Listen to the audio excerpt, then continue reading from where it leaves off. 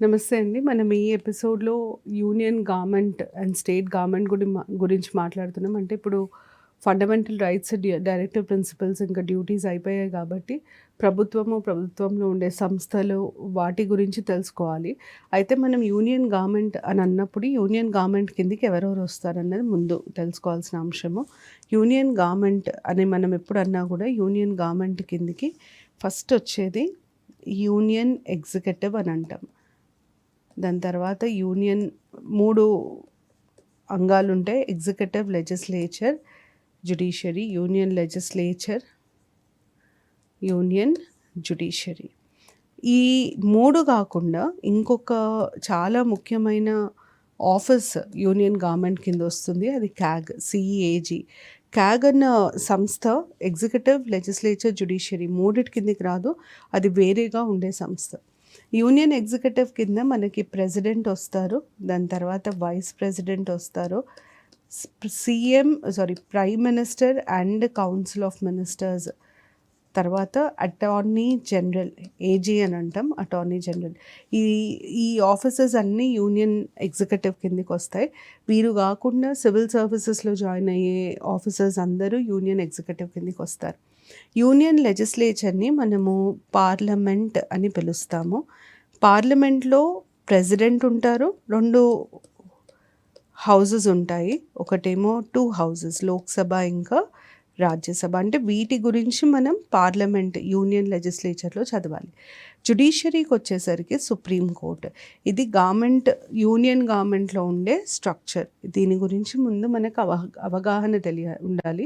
ఎందుకంటే మీకు simple questions ఎట్లా అడుగుతారంటే, which of the following offices come under union executive, which of the following is a part of union government, ఇట్లాంటి ప్రశ్నలు అడుగుతారు. మీరు ఇప్పుడు దీన్నే స్టేట్ గవర్నమెంట్కి మనం రాయాల్సి వస్తే, ఎప్పుడైనా యూనియన్ గవర్నమెంట్, స్టేట్ గవర్నమెంట్, కేంద్ర ప్రభుత్వం, రాష్ట్ర ప్రభుత్వం కంపేర్ చేసి చదవాలి. ఎందుకంటే అట్లయితే మీకు బాగా గుర్తుంటుంది. ఒకవేళ ప్రశ్నలు వచ్చినా కూడా కంపారిటివ్ పర్స్పెక్టివ్లో వచ్చే ఛాన్సెస్ ఎక్కువ ఉంటాయి. స్టేట్ గవర్నమెంట్లో కూడా మనకి స్టేట్ ఎగ్జిక్యూటివ్, స్టేట్ లెజిస్లేచర్ ఇంకా జ్యుడిషియరీ, ఈ మూడిటి గురించి మాట్లాడతాం. ఎగ్జిక్యూటివ్ కింద మనకి ప్రెసిడెంట్ స్థానంలో ఉండేది గవర్నర్. వైస్ ప్రెసిడెంట్ మనకు ఉండరు కాబట్టి, డెప్యూటీ గవర్నర్ ఉండరు కాబట్టి అక్కడ ఎవరు ఉండరు. దాని తర్వాత CM and council of ministers, తర్వాత అడ్వకేట్ జనరల్. స్టేట్ లెజిస్లేచర్కి వచ్చేసరికి గవర్నర్ ఉంటారు, స్టేట్ లెజిస్లేటివ్ అసెంబ్లీ, మనం ఎమ్మెల్యేలు అంటాం. స్టేట్ లెజిస్లేటివ్ అసెంబ్లీ సభ్యులని ఎమ్మెల్యేలు అంటాం, state legislative assembly. State legislative council అన్నది కంపల్సరీ కాదు, ఉండొచ్చు, ఉండకపోవచ్చు. దాని తర్వాత జ్యుడిషియరీలో హైకోర్టు కింద కోర్టులని మనం హైకోర్టు కింద ఉండే కోర్టులని రాజ్యాంగంలో సబార్డినేట్ కోర్ట్స్ లాగా డిస్క్రైబ్ చేస్తారు. సో సబార్డినేట్ కోర్ట్స్, ఇది స్టేట్ గవర్నమెంట్లో ఉండే structure. Central government, state government structures ఇవి. ఫస్ట్ ఇది తెలియాలి. దాని తర్వాత మనం ఇది ఎట్లా చదవాలంటే, మొత్తము కేంద్ర ప్రభుత్వం గురించి తెలుసుకున్న తర్వాత రాష్ట్ర ప్రభుత్వం గురించి తెలుసుకుంటే లాభం ఉండదు. ముందు కేంద్ర ప్రభుత్వం గురించి తెలుసుకునేటప్పుడే కేంద్ర ప్రభుత్వంలో ఉన్న వివిధ అంగాలు దాన్ని రాష్ట్ర ప్రభుత్వంతో కంపేర్ చేస్తూ చదవాలి. అంటే మీరు యూనియన్ అండ్ స్టేట్ ఎగ్జిక్యూటివ్ ముందు చదవాలి, తర్వాత యూనియన్ అండ్ స్టేట్ లెజిస్లేచర్, తర్వాత యూనియన్ అండ్ స్టేట్ జ్యుడిషియరీ, లాస్ట్కి క్యాగ్, అట్లా చదవాలి. అయితే యూనియన్ అండ్ స్టేట్ ఎగ్జిక్యూటివ్ ఎలా చదవాలి అంటే, ముందు మనము ప్రెసిడెంట్, రాష్ట్రపతి గురించి తెలుసుకోవాలి. ఆఫీస్ ఆఫ్ ప్రెసిడెంట్ ఇప్పుడు చాలా చాలా ముఖ్యం. ఎందుకంటే మనకి మొన్ననే రాష్ట్రపతి ఎలక్షన్స్ ప్రతిపాదన వచ్చింది కాబట్టి office of president important. President గురించి తెలుసుకున్న తర్వాత మనం తెలుసుకోవాల్సిన సంస్థ ఆఫీస్ ఆఫ్ వైస్ ప్రెసిడెంట్. తర్వాత మనం తెలుసుకోవాల్సింది ఆఫీస్ ఆఫ్ గవర్నర్. ఎందుకు అంటే ప్రెసిడెంట్కి ఉన్న ఈ ప్రొవిజన్స్ దాదాపుగా అలాగే వైస్ ప్రెసిడెంట్కి, గవర్నర్కి కూడా ఉంటుంది. ఈ 3 ముందు తెలుసుకోవాలి, కంపారిజన్లో చదవాలి. దాని తర్వాత పవర్స్ అండ్ ఫంక్షన్స్, విధులు, అధికారాలు ఆఫ్ ప్రెసిడెంట్. ముందు ప్రెసిడెంట్ గురించి తెలియాలి. ప్రెసిడెంట్కి ఉండే విధులు అధికారాలు, గవర్నర్కి ఉండే విధులు అధికారాలు ఆల్మోస్ట్ సేమ్ ఉంటాయి. So powers and functions of governor, ఇవి తెలియాలి. ఇవి తెలిసిన తర్వాత నెక్స్ట్ మనం చదవాల్సింది పిఎం కౌన్సిల్ ఆఫ్ మినిస్టర్స్ ఒకవైపు అయితే సీఎం కౌన్సిల్ ఆఫ్ మినిస్టర్స్ ఒకవైపు. దాని తర్వాత లాస్ట్ భాగంలో మనం AG versus AG, attorney general versus advocate general. ఇక్కడ మనకి అడ్వకేట్ జనరల్ అని ఒక పోస్ట్ ఉంటుంది. అటార్నీ జనరల్ బదులు అడ్వకేట్ జనరల్ అని అంటాం మనం స్టేట్లో. So attorney general versus advocate general. ఇట్లా చదివితే ఏమవుతుందంటే మీకు కంపారిజన్ ఈజీ అవుతుంది, ఉండే తేడాలు సిమిలారిటీస్ తెలుస్తాయి. So office of president, vice president, governor, powers and functions of president, powers and functions of governor, CM council of ministers, PM council of ministers కలిపి చదవాలి. అటార్నీ జనరల్, అడ్వకేట్ జనరల్ కలిపి చదవాలి. ఇది మన అప్రోచ్. అయితే ఇప్పుడు మనం ఫస్ట్ ప్రెసిడెంట్ గురించి చదువుదాం. ప్రెసిడెంట్ గురించి మనకి ఏం తెలియాలి, అసలు ప్రెసిడెంట్ అనే ఆఫీస్ ఒకటి ఉండాలి అని ఏ ఆర్టికల్ కింద ఇచ్చారు, ఎందుకు ప్రెసిడెంట్ ఆఫీస్, ప్రెసిడెంట్ని ఎలా ఎన్నుకుంటాం, ఆయన ఎన్నిక విధానాన్ని ఏమంటారు, ఎవరికి ప్రెసిడెంట్ ఎలక్షన్స్లో ఓటేసే హక్కు ఉంటుంది, భారతదేశ ప్రెసిడెంట్ కావాలంటే కావాల్సిన అర్హతలు ఏంటి, భారతదేశ ప్రెసిడెంట్ ఆఫీస్లో వేకెన్సీ ఎప్పుడన్నా రాగలుగుతుందా, అసలు ప్రెసిడెంట్ని మనం తీసేయగలిగితే దానికి పాటించాల్సిన విధానం ఏంటి, ఇవన్నీ ప్రశ్నలకి సమాధానం office of president. Office of ప్రెసిడెంట్కి సంబంధించిన మొత్తం వివరాలు మనకి పార్ట్ 5లో ఉంటాయి. భాగం 5 భారత రాజ్యాంగం. అయితే మనకి ఆఫీస్ ఆఫ్ ప్రెసిడెంట్ 52 to 62 వరకు ఉంటాయి. ఈ ఆర్టికల్స్ ఆఫీస్ ఆఫ్ ప్రెసిడెంట్కి సంబంధించినవి. దీంట్లో మొదటి ఆర్టికల్ 52. ఆర్టికల్ 52 ఏమంటుందంటే there shall be an office of president for India అని అంటుంది. అంటే దాని అర్థం ఏంటంటే ఖచ్చితంగా ప్రెసిడెంట్ అనే ఒక అధికారి, ఒక ఆఫీస్ కంపల్సరీగా ఉండాలి. ప్రెసిడెంట్ అనే ఒక సంస్థ, ఒక వ్యవస్థ కంపల్సరీ భారతదేశంలో ఉండాలి అని 52 చెప్తుంది. మీకు దీని మీద సింపుల్ క్వశ్చన్ ఏంటంటే which of the following articles provides for the office of the president అని అడుగుతారు. సో ఆర్టికల్ నంబర్ గుర్తుపెట్టుకోవాలి. 53 చాలా ముఖ్యం. ఎందుకంటే 53 మనకి ఏం చేస్తుందంటే అసలు ప్రెసిడెంట్ ఆఫీస్ ఎందుకు అన్న ప్రశ్నకి సమాధానం చెప్తుంది.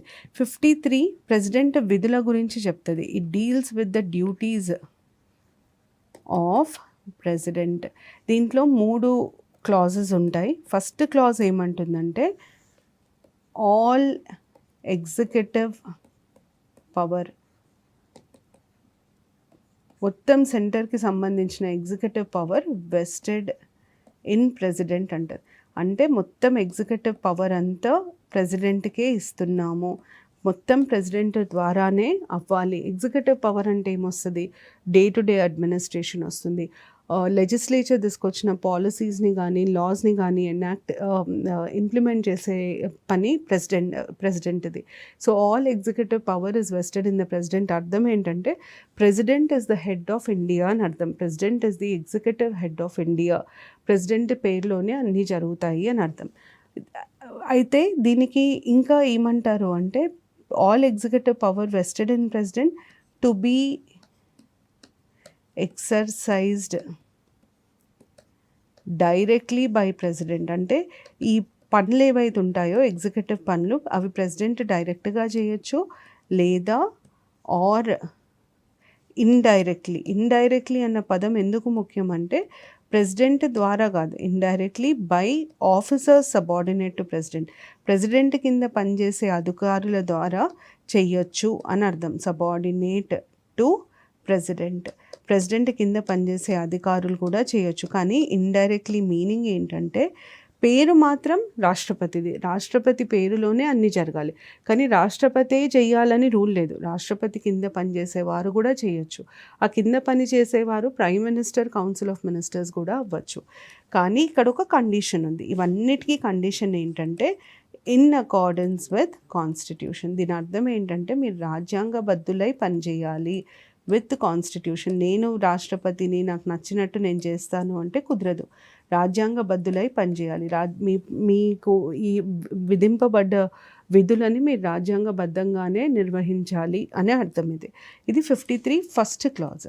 సెకండ్ క్లాజ్ ఏమంటదంటే supreme commander of armed forces అంటది. Supreme commander of armed forces అన్నది చాలా చాలా ముఖ్యం. ఇది మనము యుఎస్ నుండి తీసుకున్నాం.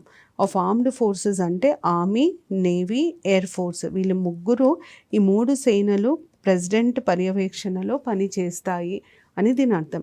అంటే ఏంటిది, ప్రెసిడెంట్ ఎప్పుడన్నా మనము యుద్ధానికి వెళ్ళినా, లేదు మేము యుద్ధం విరమించుకుంటున్నాం, దాన్ని మనం సీజ్ ఫైర్ అని అంటాం. యుద్ధం విరమించుకుంటున్నాం అని చెప్పాల్సి వచ్చినా అది ప్రెసిడెంట్ ద్వారానే, ప్రెసిడెంట్ పేరులోనే చెప్తాము అని అర్థం. Supreme commander of armed forces అని అంటారు. దాని తర్వాత హెడ్స్ ఆఫ్ ఆర్మ్డ్ ఫోర్సెస్ అంటే army, navy, air force chief commanders ఉంటారు. వాళ్ళని కూడా ప్రెసిడెంటే అపాయింట్ చేస్తారు. సిడిఎస్ మీరు వినుంటారు, చీఫ్ ఆఫ్ డిఫెన్స్ సర్వీసెస్ అని. బిపిన్ రావత్ గారు ఉండినారు, అన్ఫార్చునేట్లీ యాక్సిడెంట్లో చనిపోయినారు వారు. సో చీఫ్ ఆఫ్ డిఫెన్స్ స్టాఫ్ని కూడా ప్రెసిడెంటే అపాయింట్ చేస్తారు. దాని తర్వాత మూడోది ఏమంటుందంటే ప్రెసిడెంట్కి ఉండే అధికారము ప్రెసిడెంట్ ఎవ్వరికీ ఇవ్వలేరు, can not transfer his powers to any office అని అర్థం. Transfer his powers. అలాగే పార్లమెంట్ ప్రెసిడెంట్కి ఏ కొత్త అధికారాలు ఇవ్వలేదు. Parliament can't give new powers to president. ఈ రెండు వస్తాయి. ప్రెసిడెంట్ కొత్తగా ఏ అధికారాలు వేరే వారికి ఇవ్వలేరు. పార్లమెంట్ ఏ అధికారం ప్రెసిడెంట్కి ఇవ్వలేదు. ఎందుకు ఇట్లా అంటే ప్రెసిడెంట్ అధికారం ఒకరికి ఇవ్వాలి అంటే వారికి ప్రెసిడెంట్ స్థాయి ఉండాలి. కానీ భారతదేశంలో ప్రెసిడెంట్ స్థాయి ఇంకెవ్వరికీ ఉండదు. ప్రెసిడెంట్ని మనం ఫస్ట్ సిటిజన్, ప్రథమ పౌరుడిగా గుర్తిస్తాం. దానికి అర్థం ఏంటంటే ప్రెసిడెంట్ తర్వాతనే అందరూ, ప్రెసిడెంట్కి సమానంగా ఎవరు ఉండరు. అందుకనే ప్రెసిడెంట్కు ఉన్న అధికారాలను ఇతరులకు ఇచ్చేసే వెసులుబాటు ఉండదు. అలాగే ఒకవేళ పార్లమెంట్ ప్రెసిడెంట్కి ఇచ్చే పొజిషన్లో ఉంటే ప్రెసిడెంట్ తగ్గిపోతారు, పార్లమెంట్ పవర్ పెరిగిపోతుంది, పార్లమెంట్ ప్రెసిడెంట్కి సుపీరియర్ అవుతుంది. అది మనం అలవ్ చేయలేము. అందుకనే ప్రెసిడెంట్ వారికి ఉన్న పవర్ని ఎవ్వరికీ ఇవ్వలేరు, పార్లమెంట్ కొత్త విధులని ప్రెసిడెంట్కి ఇవ్వలేదు. ఇది మూడో పాయింట్. ఈ 53 అన్న ఆర్టికల్ చాలా చాలా ఇంపార్టెంట్. ఎందుకంటే 53 ఆర్టికల్ అసలు ప్రెసిడెంట్ ఆఫీస్ వల్ల ఉండే లాభం ఏంటి అని చెప్తుంది. అందుకు ఈ 53 ఆర్టికల్ ఇంపార్టెంట్. ఇవి 3 క్లాసులు. దాని తర్వాత నెక్స్ట్ మనం తెలుసుకోవాల్సింది ఏంటంటే ఈ దేశ రాష్ట్రపతి కావాలి అంటే వారికి ఉండాల్సిన అర్హతలు ఏంటి, అది మనము ఆర్టికల్ 58 కింద పొందవచ్చుంది. ఫస్ట్ అర్హత ఏంటంటే సిటిజన్ ఆఫ్ ఇండియా, ఖచ్చితంగా భారత పౌరులై ఉండాలి. దాని తర్వాత నెక్స్ట్ వాళ్ళకి ఉండాల్సిన అర్హత ఏంటంటే 35 years 35 వయసు పైబడ్డ వాళ్ళు ఉండాలి. 35 years ఆఫ్ ఏజ్ కంప్లీట్ అయిన వాళ్ళు ఉండాలి. మూడోది ఏంటి అంటే should be qualified to be a member. కంపల్సరీగా మెంబర్ ఉండొద్దు, వాళ్ళకి అర్హత ఉండాలి. Qualified to be a member of Lok Sabha. MP Lok Sabha కావాల్సిన అర్హతలు ఉండాలి. అర్హత మాత్రమే ఉండాలి, కంపల్సరీగా మెంబర్ కావాల్సిన అవసరం లేదు. అర్హతకి అవసరానికి చాలా తేడా ఉంటుంది. అర్హత మాత్రమే ఉండాలి. దాని తర్వాత నాలుగోది ఉండాల్సింది ఏంటంటే should not hold office of profit. ఈ ఆఫీస్ ఆఫ్ ప్రాఫిట్ పదాన్ని రాజ్యాంగం మనకి వివరించదు, అంటే దాని మీనింగ్ ఇవ్వదు రాజ్యాంగం. ఆఫీస్ ఆఫ్ ప్రాఫిట్ అన్నది ఒక్కటి మెన్షన్ చేస్తారు, అంటే చెప్పడం మాత్రమే ఉంటుంది. దానికి అర్థం ఏంటి అన్నది కాన్స్టిట్యూషన్ చెప్పదు. మరి ఆఫీస్ ఆఫ్ ప్రాఫిట్ అంటే ఏంటి? ఆఫీస్ ఆఫ్ ప్రాఫిట్ అంటే ఏంటంటే నేను ఏదైనా ఆఫీస్లో పనిచేస్తే నా పనికి గాను ఎలాంటి జీతం ఇచ్చినా అది ప్రభుత్వం ద్వారా ఇస్తే దాన్ని ఆఫీస్ ఆఫ్ ప్రాఫిట్ అని అంటారు. సో ఆఫీస్ ఆఫ్ ప్రాఫిట్ అంటే any office where I get a monetary benefit from the government, దాన్ని మనం ఆఫీస్ ఆఫ్ ప్రాఫిట్ లాగా పరిగణిస్తాం. ఉదాహరణకి నేను అడ్వకేట్ జనరల్, కానీ నేను ప్రైవేట్ కేసెస్ కూడా చేస్తాను. ప్రైవేట్ కేసెస్ చేసినప్పుడు అది ఆఫీస్ ఆఫ్ ప్రాఫిట్ కిందకి వస్తుందా అంటే రాదు. అదే నేను ఒక ఎంపీ, కానీ నేను సెన్సార్ బోర్డ్ చైర్మన్ లాగా కూడా పనిచేస్తున్నాను. ఈ సెన్సార్ బోర్డుకి డబ్బులు ఎవరిస్తారు? గవర్నమెంట్ ఇస్తుంది. సెన్సార్ బోర్డ్ చైర్మన్ లాగా నాకు జీతమో ఏదో ఒకటి వస్తుంది, హానరోరియమో శాలరీయో వస్తుంది. దాన్ని మనం ఆఫీస్ ఆఫ్ ప్రాఫిట్ అని అంటాం. ఎలాంటి ఆఫీస్ ఆఫ్ ప్రాఫిట్ ఉండకూడదు. ఇవి 4 రిస్ట్రిక్షన్స్. అయితే ఒకవేళ ఉపరాష్ట్రపతి కానీ ఇప్పుడున్న రాష్ట్రపతి కానీ మళ్ళీ ఎన్నికలలో పోటీ చేస్తామని అన్నప్పుడు అది ఆఫీస్ ఆఫ్ ప్రాఫిట్ కిందికి రాదు. అంటే ఈ ఆర్టికల్ కిందనే exceptions to office of profit ఇస్తారు. ఎక్సెప్షన్స్ అంటే వేటిని మనము ఆఫీస్ ఆఫ్ ప్రాఫిట్ లాగా పరిగణించము అని అర్థం. దాంట్లో ఫస్ట్ వచ్చేది సిట్టింగ్ ప్రెసిడెంట్. ఇప్పుడున్న రాష్ట్రపతి మళ్ళీ కంటెస్ట్ చేస్తాను అంటే అది ఆఫీస్ ఆఫ్ ప్రాఫిట్ కిందికి రాదు. అంటే అర్థం ఏంటంటే వారు రిజైన్ చేసి కంటెస్ట్ చేయాల్సిన అవసరం లేదు అని అర్థం. తర్వాత వైస్ ప్రెసిడెంట్, తర్వాత governor of a state, ministers, వీరెవ్వరూ రిజైన్ చేయాల్సిన పని లేదు ప్రెసిడెంట్ ఎలక్షన్స్లో కంటెస్ట్ చేయాలంటే. కానీ ఒక ఐఏఎస్ అధికారి ప్రెసిడెంట్ ఎలక్షన్స్ కంటెస్ట్ చేయాలని అనుకుంటున్నారు. వారు మాత్రం ఖచ్చితంగా రిజైన్ చేయాల్సి వస్తుంది, రాజీనామా చేయాల్సి వస్తుంది. ఎందుకంటే ఐఏఎస్ అధికారి జీతము ప్రభుత్వం ద్వారా వస్తుంది కాబట్టి ఐఏఎస్ అనే ఆ కొలువుని మనం ఆఫీస్ ఆఫ్ ప్రాఫిట్ లాగా పరిగణిస్తాం. So except president, vice president, governor, ministers, మిగతా వాళ్ళు ఎవ్వరు అధికారంలో ఉన్న లేదా ప్రభుత్వం నుండి జీతం పుచ్చుకుంటున్న వాళ్ళు ఎవరైనా ఆ పోస్ట్ని రిజైన్ చేస్తేనే వాళ్ళ క్వాలిఫికేషన్ వస్తుంది. అయితే ఈ క్వాలిఫికేషన్స్ చాలామందికి ఉంటాయి, దేశంలో చాలామందికి ఉంటాయి. మరి అట్లాంటప్పుడు ఇంకా ఎట్లా రిస్ట్రిక్ట్ చేయొచ్చు, ఇంకా నెంబర్ ఆఫ్ కంటెస్టెంట్స్ని ఎట్లా తక్కువ చేయొచ్చు అన్న దానికి వచ్చినప్పుడు మనకు ఒక లా ఉంటుంది, president and vice presidential act అని. ఆ యాక్ట్ ప్రకారము కనీసం ఒక 50 మంది మీ పేరుని ప్రతిపాదించాలి. అంటే రాష్ట్రపతి ఎన్నికలలో ఈ వ్యక్తి కంటెస్ట్ చేయొచ్చు అని ప్రతిపాదించాలి. 50 మంది సపోర్ట్ చేయాలి. ఈ 50 + 50 ఎవరు 50 + 50 ఓటర్స్ అయి ఉండాలి. ఇది కష్టం. ఇది ఎందుకు కష్టం అంటే ప్రెసిడెన్షియల్ ఎలక్షన్స్లో ప్రతి ఒక్కరూ ఓటు వేయలేరు. మన దగ్గర ప్రెసిడెన్షియల్ ఎలక్షన్స్ ఇండైరెక్ట్గా జరుగుతాయి.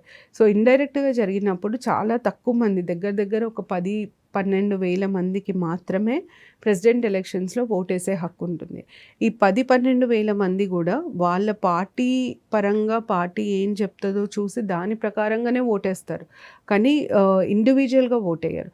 సో ఉదాహరణకి బీజేపీ రూలింగ్లో ఉంది సెంటర్లో కాబట్టి బీజేపీ ఏ క్యాండిడేట్ని సపోర్ట్ చేస్తే వారే గెలుస్తారు ఎలక్షన్స్లో. ఎందుకంటే వాళ్ళకి ఎక్కువ మంది ఎంపీలు ఉన్నారు, ఎక్కువ మంది ఎమ్మెల్యేలు ఉన్నారు. ఎలక్షన్స్లో ఓటేసేది కూడా వీరే. కాబట్టి 50% ఓటర్స్ ప్రపోజ్ చేయాలంటే మీ పేరుని ప్రతిపాదించాలి. 50 మంది బలపరచాలి, మీ పేరుని సపోర్ట్ చేయాలి. ఇంతమంది ఓటర్స్ సైన్ చేస్తేనే మీ నామినేషన్ పేపర్ యాక్సెప్ట్ అవుతుంది. కానీ ఇది రాజ్యాంగంలో ఇవ్వబడి లేదు. ఇది presidential and vice presidential act అని ఒక చట్టం ఉంటుంది, దాని ప్రకారం దాని కింద ఇది ఇవ్వబడింది. ఇది qualifications to the office of the president. దాని తర్వాత మనం ఎలక్షన్ విధానానికి వస్తే, మామూలుగా మనం ఎప్పుడు ఎలక్షన్స్ అన్నా 2 రకాల పద్ధతులు ఉంటాయి. ఒకదాన్ని మనం డైరెక్ట్ ఎలక్షన్స్ అని అంటాం, ఇంకొకటి ఇండైరెక్ట్ ఎలక్షన్స్. డైరెక్ట్ ఎలక్షన్స్కి ఇండైరెక్ట్ ఎలక్షన్స్కి తేడా ఏంటంటే, డైరెక్ట్ ఎలక్షన్స్లో డైరెక్ట్గా ఓటు ప్రజలు ఇస్తారు, సిటిజన్స్ ఓట్. ఇక్కడ ఏంటంటే ప్రజాప్రతినిధులు. ఇండైరెక్ట్ ఎలక్షన్స్లో ప్రజాప్రతినిధులు, రిప్రజెంటేటివ్స్ ఆఫ్ పీపుల్ అన్న ఓటేస్తారు. లేకపోతే కొంతమందికి మాత్రమే ఓటు హక్కు ఉంటుంది, లిమిటెడ్ ఫ్రాంచైజ్. కొంతమందికి మాత్రమే ఓటు హక్కు ఉంటుంది. ఉదాహరణకి మనము స్టేట్ లెజిస్లేటివ్ కౌన్సిల్ గురించి మాట్లాడితే ఎమ్మెల్సీ అని అంటాం. ఎమ్మెల్సీలలో కొన్ని ఎమ్మెల్సీలని ఎవరు ఎన్నుకుంటారు, గ్రాడ్యుయేట్స్ ఎన్నుకుంటారు. కొన్ని ఎమ్మెల్సీలని టీచర్లు ఎన్నుకుంటారు. టీచర్లకు మాత్రమే ఓటేసే హక్కు ఉంటుంది, గ్రాడ్యుయేట్స్కి మాత్రమే ఓటేసే హక్కు ఉంటుంది. దాన్ని మనం లిమిటెడ్ ఫ్రాంచైజ్ అంటాం. రిప్రజెంటేటివ్ అంటే మనం ఎన్నుకున్న వారు మళ్ళీ తిరిగి ఎన్నుకుంటారు, దాన్ని మనం రిప్రజెంటేటివ్ ఇండైరెక్ట్ ఎలక్షన్స్ అంటాం. ప్రెసిడెంట్కి రిప్రజెంటేటివ్ ఇండైరెక్ట్ ఎలక్షన్స్ ఉంటాయి. అంటే ప్రెసిడెంట్ ఎలక్షన్స్లో ఎంపీలు ఎమ్మెల్యేలు ఓటేయచ్చు. ఈ ఎంపీలను ఎమ్మెల్యేలను ఎవరు ఎన్నుకుంటున్నారు, ప్రజలు ఎన్నుకుంటున్నారు.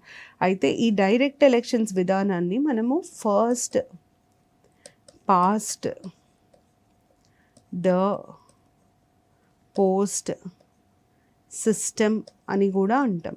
First pass the post system అర్థం ఏంటంటే, ఎవరికి మెజారిటీ వస్తే వాళ్ళని విన్నర్గా పరిగణిస్తారు. అంటే ఎంతమంది పోటీలో ఉన్నారు, ఎన్ని ఓట్లు వేయబడ్డాయి, ఎన్ని ఓట్లతో మెజారిటీ వచ్చింది, ఇవన్నీ మాకు అవసరం లేదు. మెజారిటీ వచ్చిందా లేదా, అది ఒక్క ఓటు మెజారిటీ కావచ్చు, 100 ఓట్లు కావచ్చు, 1000 కావచ్చు, 10,000 కావచ్చు, మెజారిటీ వచ్చిన వ్యక్తిని ఎలెక్టెడ్ అని డిక్లేర్ చేస్తాం. దాన్ని first pass the post system అంటారు. ఇక్కడ మనం వాడే సిస్టమ్ని ప్రపోర్షనల్ రిప్రజెంటేషన్ అంటారు. అంటే ఓటు హక్కు ఉన్న వాళ్ళు ఓటేస్తే ఒక రకంగా ఉంటుంది రిజల్ట్, ఓటు వేయకపోతే ఒక రకంగా ఉంటుంది. ప్రతి ఒక్కరి ఓటు ఇక్కడ మ్యాటర్ అవుతుంది. ఇక్కడ పడ్డ ఓట్లలోనే ఎవరికి ఎక్కువ మెజారిటీ ఉందో చూస్తారు. ప్రపోర్షనల్ రిప్రజెంటేషన్ అని అంటారు. ఇండియాలో జరిగే అన్ని ఇండైరెక్ట్ ఎలక్షన్స్కి మనం వాడే విధానం ప్రపోర్షనల్ రిప్రజెంటేషన్. ఈ ప్రపోర్షనల్ రిప్రజెంటేషన్ని మనం ఎట్లా అర్థం చేసుకోవాలి అన్నదానికి నేను మీకు ఒక ఎగ్జాంపుల్ ఇస్తాను, తర్వాత ప్రెసిడెన్షియల్ ఎలక్షన్ ఎక్స్ప్లెయిన్ చేస్తాను. ప్రపోర్షనల్ రిప్రజెంటేషన్ మనము ఉదాహరణకి రాజ్యసభలో చూద్దాం. రాజ్యసభకి ప్రపోర్షనల్ రిప్రజెంటేషన్ ఎట్లా వర్క్ అవుతుంది అన్నదానికి చూస్తే, రాజ్యసభలో ఉదాహరణకి ఒక స్టేట్ నుండి 4 సీట్లు ఉన్నాయి. 4 సీట్లకి పోటీ జరగబోతుంది. ఈ స్టేట్లో ఉన్న 100 మంది ఎమ్మెల్యేలలో 70 మంది ఎమ్మెల్యేలు రూలింగ్ పార్టీ, 20 మంది ఎమ్మెల్యేలు, 25 మంది ఒక ఆపోజిషన్, ఈ 5 ఇండిపెండెంట్ ఇతర సభ్యులు. ఇట్లా స్టాటిస్టిక్స్ ఉన్నప్పుడు మనకి ఈ ఎలక్షన్లో 5 పోటీ చేస్తున్నారని అనుకుందాం. ఆటోమేటిక్గా ఎలక్షన్ కాకముందే మనకు ఎవరు గెలుస్తారో తెలుస్తుంది. 100కి 100% ఈ 70 మంది సపోర్ట్ చేసే వాళ్ళు ఖచ్చితంగా గెలుస్తారు. అంటే 1, 2, 3 స్థానాలలో ఈ 70 మంది సపోర్ట్ చేసే వాళ్ళు గెలుస్తారు. 4వ స్థానం కూడా వాళ్ళు గెలిచే ఆస్కారం ఎక్కువ ఉంది. 25 మంది సపోర్ట్ చేసే వ్యక్తి 4వ స్థానం గెలిచే ఆస్కారం ఉంది. సో ఎందుకు ఇట్లా అంటే, ఎమ్మెల్యేలు ఎంతమంది ఉన్నారు, ఎంపీలని, రాజ్యసభ ఎంపీలను ఎవరు ఎన్నుకుంటారు, ఎమ్మెల్యేలు ఎన్నుకుంటారు. ఎంతమంది ఎమ్మెల్యేలు, ఒక పార్టీకి ఎంత ఎక్కువ మంది ఎమ్మెల్యేలు ఉంటే అంతమంది రాజ్యసభ సభ్యులను ఎన్నుకునే ఆస్కారం ఉంటుంది.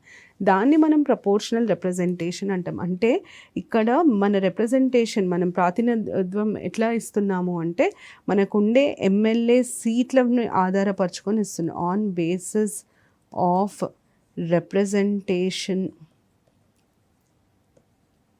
In state legislative assembly. మీకు ఎంతమంది ఎమ్మెల్యేలు ఉంటే అంతమంది రాజ్యసభ ఎంపీలు ఉంటారు.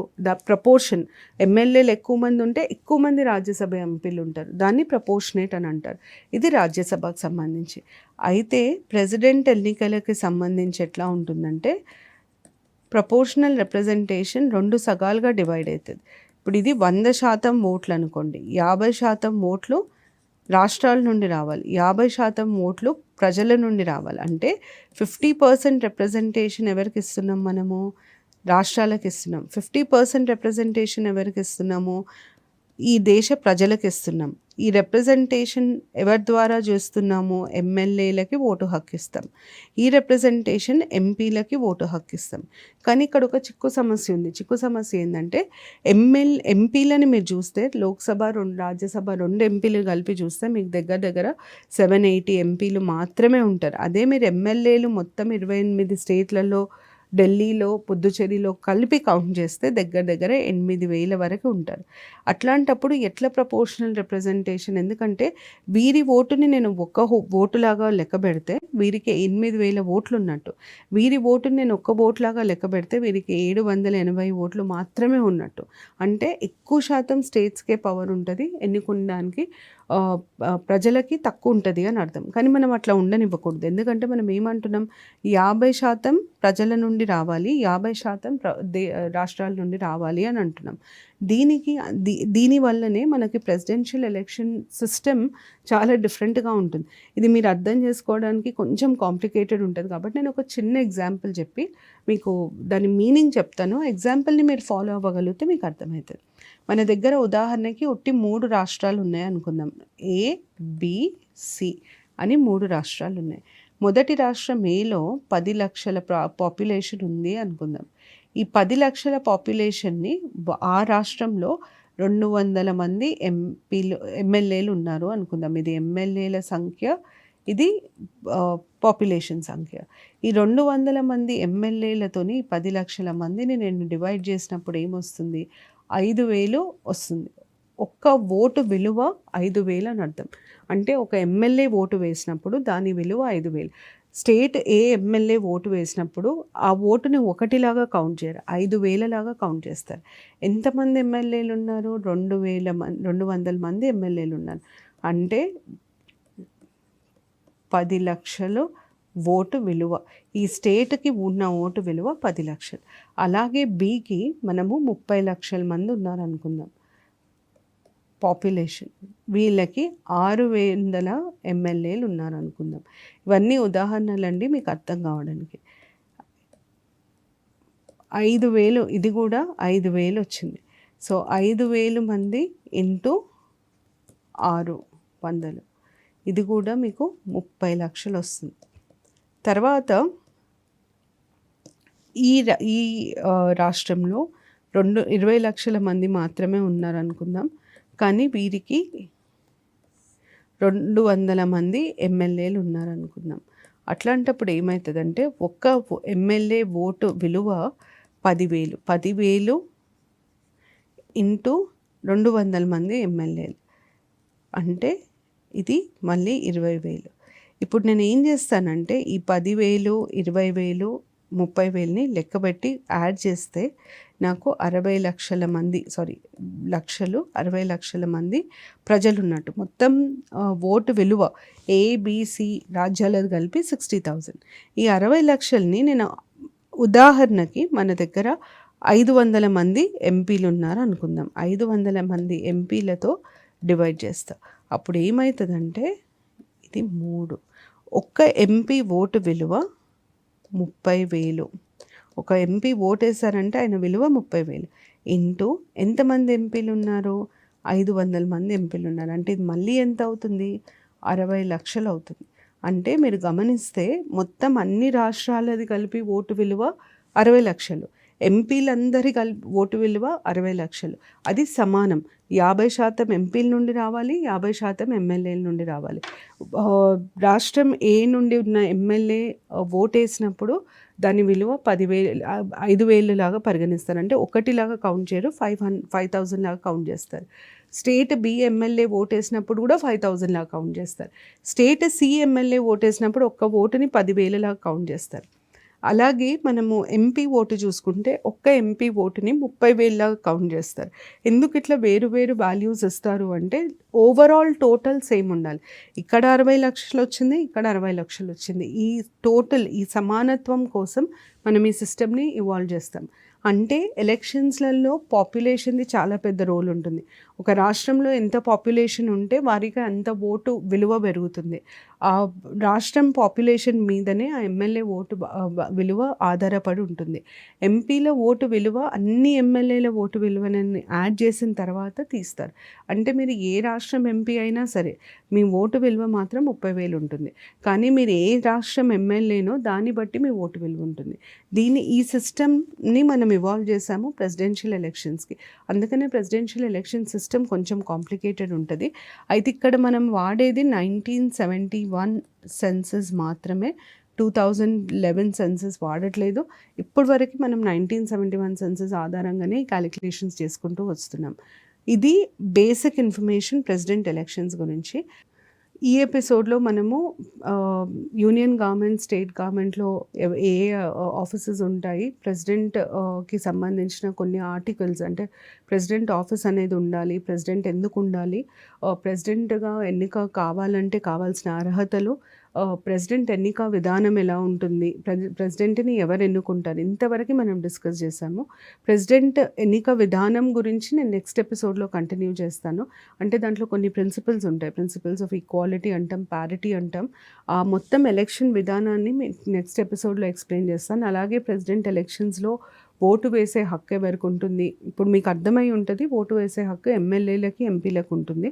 కానీ అందరు ఎమ్మెల్యేలకు, ఎంపీలకు ఉంటుందా, కొంతమందికే ఉంటుందా అన్నది కూడా మనం నెక్స్ట్ ఎపిసోడ్లో చర్చిస్తాం. సో నెక్స్ట్ ఎపిసోడ్లో యూనియన్ అండ్ స్టేట్ ఎగ్జిక్యూటివ్ నేను కంటిన్యూ చేస్తాను. Thank you.